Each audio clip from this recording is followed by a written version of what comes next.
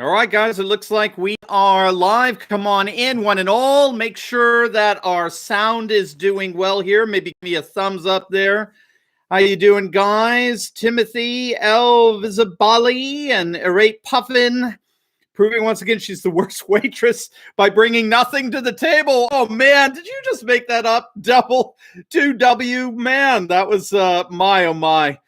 Yeah, maybe that is where the whole sexual assault survivor thing came in. Well, we're going to talk about what's going on with Ocasio-Cortez. I mean, something obviously isn't right there. We got some major breaking news, as I'm sure you all know. It appears AOC was not, we have pretty incontrovertible evidence, she was not in the Capitol building during the riots on January 6th, like she has claimed several times. So we need to look at what's going on there, because it's a bombshell report coming from Red State, as I understand it. And there it's been confirmed by one of AOC's congressional colleagues that she was not in the Capitol building. So come on in, one and all. Let's have some fun tonight. Thanks, Noah. Very appreciated. I love you guys. Come on in. Yeah, obviously something's going on with AOC, and I want to see if we could get at least a big picture of what's going on. I'm not gonna get into what's going on with her personally, but I am going to get into the nature of grievance politics and why grievance politics is a form of cultural Marxism, why its proponents themselves have embraced the notion that they are victims. It's a very, very interesting phenomenon. It basically enshrines the victim as morally superior by virtue of being a victim, which is very, very interesting. It's also odd, too, because part of Marxism involves destroying the oppressor. And once you start destroying the oppressor becomes a victim, but that victimology doesn't transfer over. That the oppressor doesn't end up becoming morally superior by being the victim. So it's a heads I win, tails you lose kind of situation, but there's no question that something's going on here that we need to talk about. So that's what we're going to do. We're going to be good Turley talkers, and we're going to get to the bottom of what on earth is going on with AOC, not personally, but ideologically. Why does she always have to play the victim? So come on in, one and all. Before we get into it, I do want to invite you all to our exclusive online Q&A this Thursday night, tomorrow night, on February 4th, I believe, right? 8 p.m. Eastern Time. I'm so excited to announce we're going to have as our guest the one and only David Horowitz, the New York Times bestseller. Thank you so much, Matt. David Horowitz, the New York Times best-selling author, conservative writer, speaker. He is a fearless defender of conservatism, particularly on college campuses. He has an amazing backstory as a former Marxist. He's going to be with us live in a Zoom call to answer any and all of your questions. And we'll be talking in part about his latest book. I've got it here. I just finished it cover to cover, called Dark Agenda. It's the war to destroy Christian America. It's really, really neat. You're not going to want to miss it. We hold these live Q&As every Thursday night at 8 p.m. Eastern Time, and they are exclusive only for our Insiders Club members. Now, if you're not part of my Insiders Club, all you need to do is click on that link down below, and you can sign up. And as a special incentive, you're going to get your first week absolutely free. So you can have direct access to me, direct access to people like Daniel Miller from Texas that we interviewed last week. And of course, tomorrow, David Horowitz. And all of our special upcoming guests, you get direct. It's your backstage pass to the new conservative age rising all over the world. And these are the movers and shakers of that conservative age. Now, this week-long trials itself could expire soon. So if you want to take advantage of it, now's the time. Do not wait because it's not going to be around much longer. You get your first week absolutely free. You can try it out. Of course, we want you to stay. You're going to love interacting with the thousands of conservatives all over the world. It's the best fellowship you can imagine. So make sure to click on that link below, become an Insiders member with your first week absolutely free, no obligation. And we'll see you tomorrow night, Thursday night, so you can have direct access to ask your questions to David Horowitz in our live Q&A. All right, gang, so let's get started here. I'm sure you're all aware by now of Alexandria Ocasio-Cortez claim that she had what she called a near-death experience during the Capitol building riots. I'm sure you remember that, but just in case you don't, let me fill you in here. This is from January 13th. This is an NPR publication of her account of what happened to her on that day, and it's riveting. It's harrowing. Okay, this is what NPR wrote. In an hour-long Instagram live video Tuesday night, Representative Alexandria Ocasio-Cortez, Democrat, New York, described her personal experience last week when a violent mob of pro-Trump extremists breached the Capitol and forced lawmakers into hiding. So that's the setup of NPR here. Okay, so AOC is going to describe for us her personal experience of when a violent mob breached the Capitol building and forced lawmakers like herself into hiding, right? Okay, that's the setup. Oh man, this is fun. All right, so that's the setup. Okay, so here is what she said. I'm not going to try to even imitate her. I had a pretty traumatizing event happen to me, and I do not know if I can even disclose the full details of that event due to security concerns, but I can tell you that I had a very close encounter where I thought I was going to die. Wednesday, that was January 6th, was an extremely traumatizing event. And it is not an exaggeration to say that many, many members of the House were nearly assassinated. It's just not an exaggeration to say that at all. We were very lucky that things happened within certain minutes that allowed members to escape the House floor unharmed, but many of us narrowly escaped death.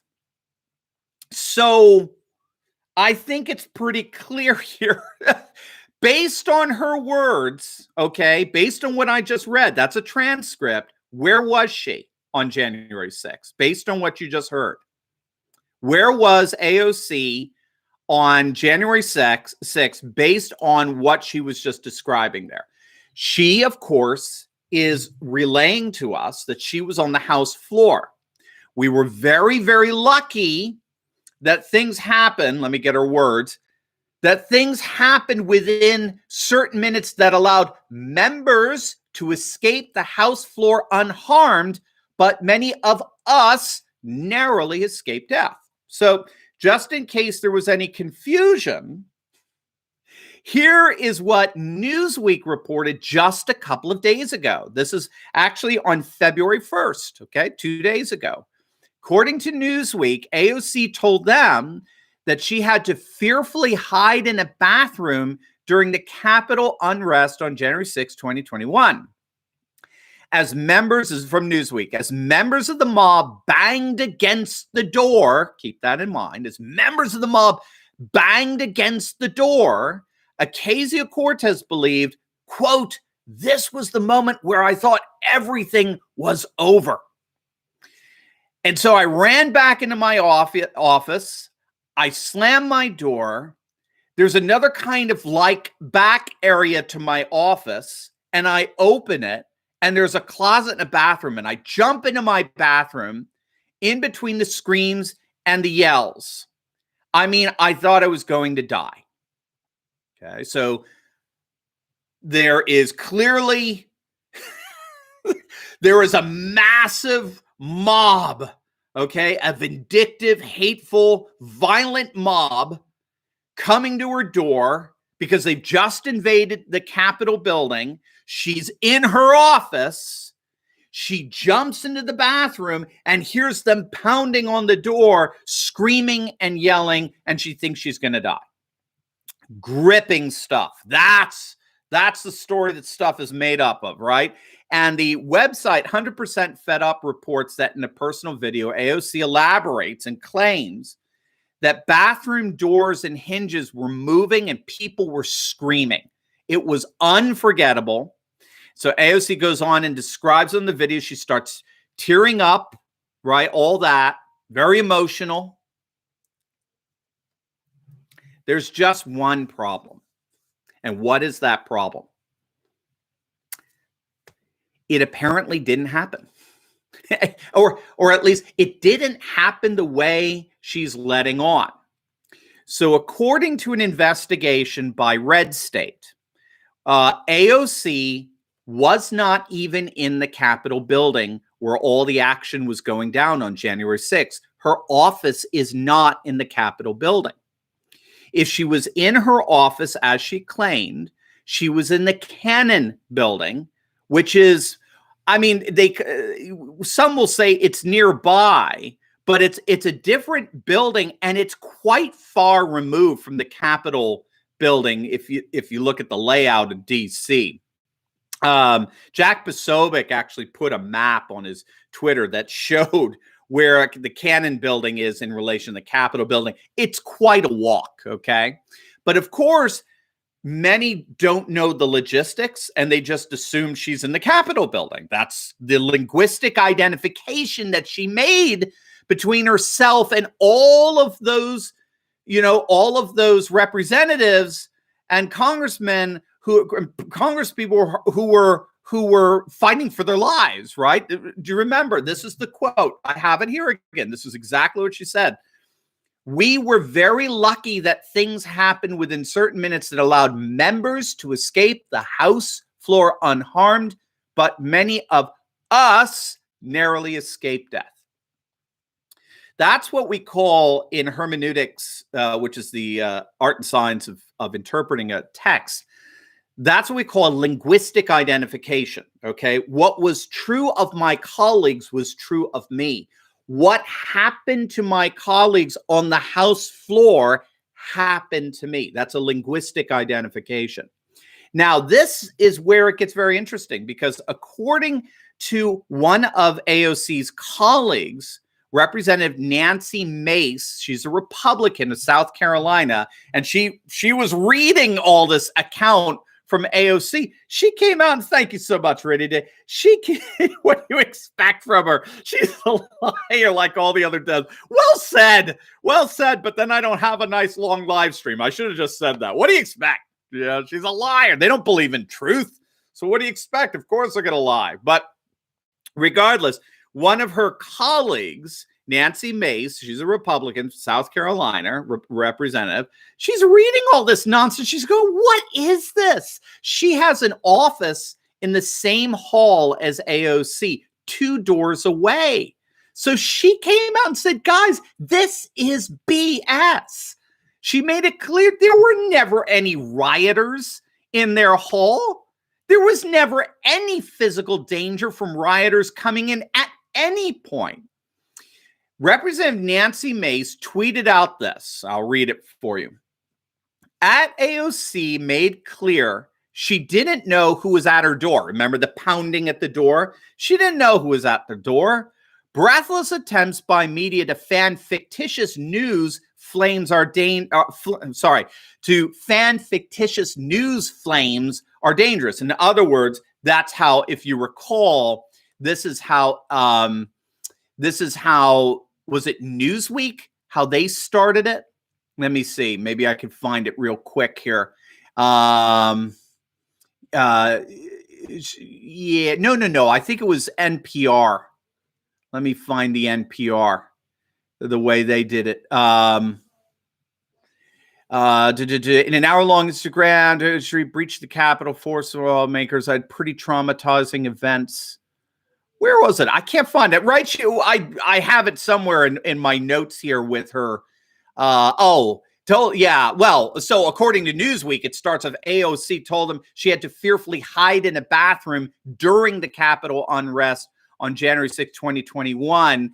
as this is it. Thank you. Newsweek. Okay. So 2 days ago, February 1st, they published, as members of the mob banged against the door, Ocasio-Cortez believed this was the moment where I thought everything was over. And Representative Nancy Mace, who has an office 2 doors down the hallway from AOC in a completely separate building for the Capitol, say she didn't know it was AOC didn't know who was banging on her door. She didn't know it was all these protesters and demonstrators and rioters and all that. Stop making things up. And then she goes on, my office is 2 doors down. Insurrectionists never stormed our hallway. Egregious doesn't even begin to cover it. Is there nothing MSM, mainstream media, won't politicize? So according to Representative Nancy Mace, who again has an office in the same hall as AOC 2 doors down, there were never any rioters in their hall. So there was never any physical danger from rioters coming in at any point. So what about all that banging on the door? What was that? Right? That's what AOC was describing when she was locked in the room, that there was banging on the door and the hinges were coming off, fearing for her life. It turned out it was a hired security guard, a security officer, clearing the building as a necessary precaution. Again, Representative Nancy Mace confirms it. What apparently happened was that AOC's building was briefly evacuated during the day as police checked on a nearby suspicious package that was later cleared. And AOC appears to link that moment when the Capitol police officer knocking on her door to direct her to another building, it ended up being the Longworth building. She links that moment when a Capitol police officer, one person, is knocking on her door. She links that with a near-death experience. She actually ended up later on denigrating that officer. Rather than thank him, she painted him as somehow a possible danger of which to be afraid. So the Capitol Police are they're trying to evacuate the building quickly. So I doubt they were involved in niceties at the time, but I mean, come on. And so it's not surprising that apparently there is a lot of tweets right now that are being deleted as we speak over the details of AOC's harrowing story that people were sharing for the world to see, because it's turning out to be nothing more than a yarn. In the end, it appears she has told a story. What is it? Smollett. She's gone. I believe that's trending on Twitter. Is it not? Is it not AOC Jesse Smollett? This kind of race hoax. She claimed she was hiding from the menacing knocking of horrifying rioters when in reality it was a security guard. So what the heck do we say to all of this? Look, I think you guys, you guys are saying it a lot more directly than I'm going to, but obviously we could say a lot. You're doing a great job as I look down on some of these comments. The question of just why any person would do this.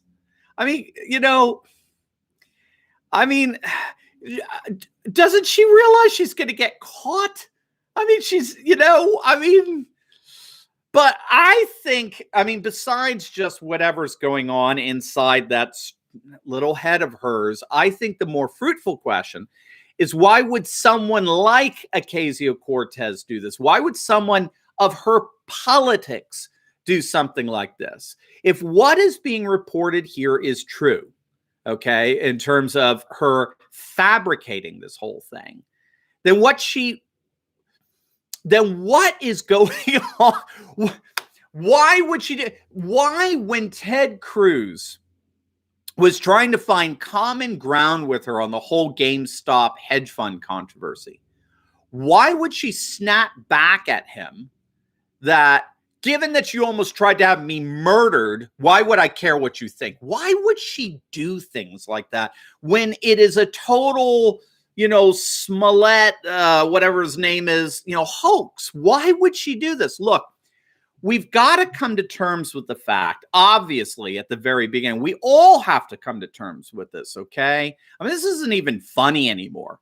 All right, I don't care if you're a conservative. I don't care if you're a liberal. I don't care if you're a moderate, independent. I don't care. We all have to admit AOC obviously has a penchant for the rhetorically absurd, okay? She has a penchant for the rhetorically hysterical. When she accuses a fellow senator of trying to have her murdered, that's nuts. Now, she clearly has a very difficult time speaking in measured terms here. She clearly has a propensity towards the hyperbolic, the exaggerated, right? She's obviously a very contentious person. She is very denunciatory. But again, we have to ask why. Why is AOC so hysterical, so raving in her hyperbole? And I think it all comes down to it is an intrinsic part. It is a constituent element of what scholars call grievance politics, which is a form of cultural Marxism.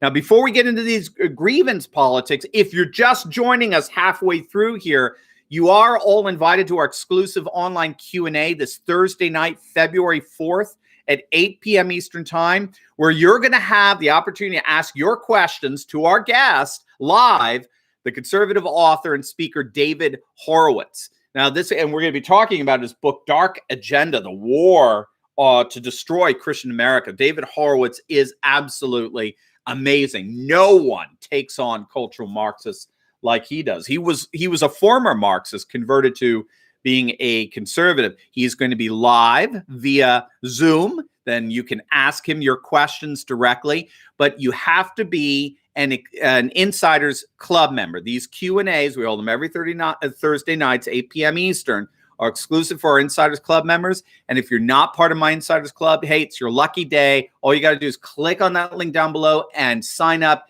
And as a special incentive, you're going to get your first week absolutely free. We want you to be there, but this deal is for a limited time. So make sure to click on that link below and sign up now. You're going to love it. David Horowitz is an amazing person, and you're going to love having him just live streamed into your living room there. All right. So what are grievance politics? Proponents of grievance politics reimagine culture as a binary of antithetical power distributions between a dominant colonialist, imperialist power, which is often labeled white and male and patriarchal and increasingly Christian, as David Horowitz would point out, that disenfranchises politically, socially, culturally, economically, minority cultures through sexist, racist, and classist exclusions. Okay, so proponents of grievance politics see the world as basically a binary. I like to think of it as almost, they see the world as bifocally. It's made up of two major power discrepancies, or a major power discrepancy involving two groups. It's important. You've got to be a part of a group. It's a total group identity thing. Either you are part of the oppressor or you're part of the oppressed. You're either a victimizer or you're a victim. And so grievance politics, grievance activists, they claim to be the ones who seek to overcome what they consider to be literally like the apartheid-like policies of the oppressor by promoting public policies inclusive of the historically disenfranchised, right? That's kind of the technical way of looking at it. That's the rhetoric we hear, particularly echoed and championed by the corporatist globalist media. The media loves, they fawn over Ocasio-Cortez, no matter how much she happens to embarrass herself, right? For example, in that drunken rant during the lockdowns last spring on Instagram or whatever it was, where she just blathered about victimology for 45 minutes, an hour, whatever. And that's the fundamental problem with grievance politics. It's that it operates solely on a moral superiority derived from the victim. And this is the Marxist element to it. This is what made Marx, I think, so unique. It's the insistence on viewing the world as a struggle between group identities characterized by oppressor versus oppressed, right? And the oppressed, by definition of being oppressed, always has the moral high ground. Always. Which, of course, makes no sense, since the whole point of grievance politics is to ultimately oppress the oppressor. It's to push the oppressor out of, quite deliberately, out of positions of power, which by definition then would make the oppressor the oppressed. And then by definition of Marxism, it would give now the bougie, white patriarch the moral high ground, because now he's being oppressed. But of course, heads I win, tails you lose, right? It's selective victimology. So this is why this incessant need to view life through the prism of the oppressed victim, this is why AOC seems absolutely, well, two things, seems absolutely incapable of thinking and speaking apart from the world being either oppressed or oppressor, number one. And number two, because of the oppressor by definition being oppressed, the victim by definition being the victim, always has the moral high ground, she consistently presents herself as the victim. She represents victims because she is herself a victim. She's the microcosm of victimhood, which therefore gives her incontrovertible moral high ground. And it seems that she can't even have a freaking, Twitter exchange with Ted Cruz without playing the victim. She can't talk about a date, January 6th, without being a victim. She can't get visited by a security guard, for God's sakes, without being a victim. And again, in grievance politics, again, it's absolutely essential to get. It's not just that the victim is always enshrined as morally superior by definition of being a victim. In grievance politics, the oppressor is by definition evil. That's the counterpart. So we're deplorables by nature. We're not politically wrong. We're not mistaken or misinformed. No, we're evil. We're politically, culturally, socially evil. We're deplorables because we're oppressors, and oppressors are by definition evil. So, and it's okay to lie to evil people. That's another thing you have to get. It's okay to lie to them because they're evil. Why do you, in ethics, we talk about what are called righteous lies. So a righteous lie would be leaving the lights on at night in your house when you go out for dinner, right? Why would you do that? Why would you leave the lights on when you go out for dinner? Or you're away, you have your lights on a timer. Why would you do that? Well, obviously, so that people think you're home. So you're lying, right? Those are called righteous lies, or every nation has spies. Even the Bible has your 12 spies, Caleb and Joshua, and spies by definition lie. But these are what we call righteous lies. These are lies ultimately to guard truth. And if you believe in a bifocal conception of the world made up of oppressed and oppressor, where the oppressed by definition of being oppressed is always morally good, and the oppressor by virtue of being the oppressor is always morally evil. Ted Cruz, you tried to have me killed, right? Then by definition, in order for you to protect the good, you can always lie to the oppressor. You could always lie to the oppressor. You could always lie to the deplorable. You can always lie because we're on the side of evil. You can always lie to us because we're on the side of evil. I think that's what drives AOC. I think it is an absolutely fabricated worldview. I think it is disgustingly evil, right? For reasons that someone like Jordan Peterson has expounded on quite well. I think it is horrific, that we'll be talking about with David Horowitz tomorrow night. I think it is a radical victim mentality that cannot see the world apart from this bifocal frame of oppressed and oppressor, and a victim and victimizer, and therefore must, in effect, see 50% of the human population as fundamentally evil. And so in such a bifocal world, the moral good always sides with the oppressed and the victim. And so AOC cannot think or speak apart from that bifocal world that is itself a fabrication that gives her the moral high ground to go ahead and lie to the rest of us because we're inherently evil. So I think that's what's going on here. Now, we can talk about this a lot more tomorrow night, Thursday night, with one of the world's foremost experts on Marxism and grievance politics and the likes of Ocasio-Cortez, and that's, of course, the one and only David Horowitz. So remember, you're invited to our exclusive online Q&As Thursday night. So it's February 4th, 8 p.m. Eastern Time, when you're going to have the opportunity to ask your questions to conservative author and speaker David Horowitz. It's exclusive for our Insiders Club members. And if you're not part of my Insiders Club, all you need to do is just click on that link below, sign up, and as a special incentive, you get your first week absolutely free. We want you to be there, but this deal is for a limited time, so make sure to click on that link below and sign up now. We'd love for you to stay. You're going to love the fellowship with thousands of conservatives from all over the world. It's absolutely wonderful. All right, so I hope to see you there tomorrow night, and I'll see you on YouTube even sooner. God bless, guys. Have a great night.